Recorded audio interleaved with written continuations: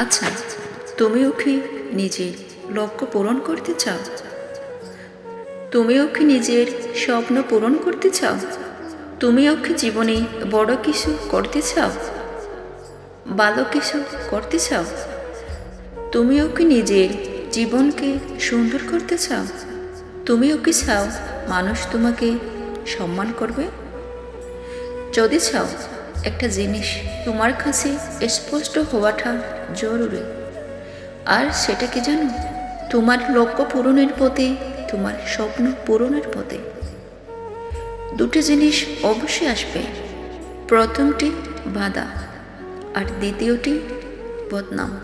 হ্যাঁ, তোমার বাধা প্রচুর আসবে, তোমার বদনাম প্রচুর হবে, তোমাকে নিয়ে সমালোচনার জট বয়ে যাবে।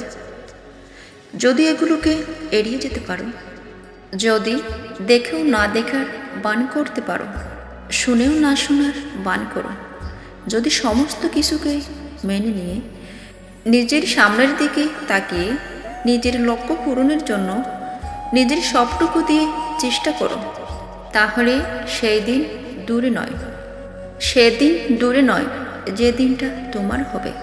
হ্যাঁ, শুধু নিজের তরফ থেকে সম্পূর্ণ চেষ্টা করতে হবে।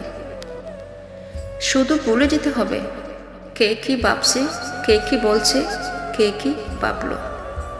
জানো, তোমার জন্য একটা সুসংবাদ আছে। যখন গোটা পৃথিবীর 90% মানুষ স্বপ্ন দেখায় ছেড়ে দিয়েছে, তখন তুমি স্বপ্ন দেখতে শুরু করছো। তোমার জন্য একটা সুসংবাদ আছে। যখন এই পৃথিবীর বেশিরভাগ মানুষ হাত গুটিয়ে বসে আছে, তখন তুমি নিজের তরফ থেকে চেষ্টা করার কথা ভেবেছ। তখন তুমি নিজের উপর বিশ্বাস রেখেছ। তখন তুমি নিজের যোগ্যতার উপরে বিশ্বাস রেখেছ, নিজের ক্ষমতাকে বুঝেছ, নিজেই নিজেকে খুঁজেছ। তোমার জন্য সুসংবাদ আছে। শীঘ্রই সৃষ্টিকর্তা তোমার জন্য কোনো উত্তম পুরস্কার রেখেছেন, এবং তুমি সেই পুরস্কার পাওয়ার যোগ্য। শুধু মাঝপথে ছেড়ে দিও না, সেখানে গিয়ে ছেড়ে দিও না যেখান থেকে মানুষ আরেকটু এগুলো সফলতা পেয়ে যায়। হ্যাঁ, এই পৃথিবীর বেশিরভাগ মানুষ সেখানে গিয়ে ছেড়ে দেয়, সেখান থেকে আরেকটু এগুলি মানুষ সফল হয়ে যায়।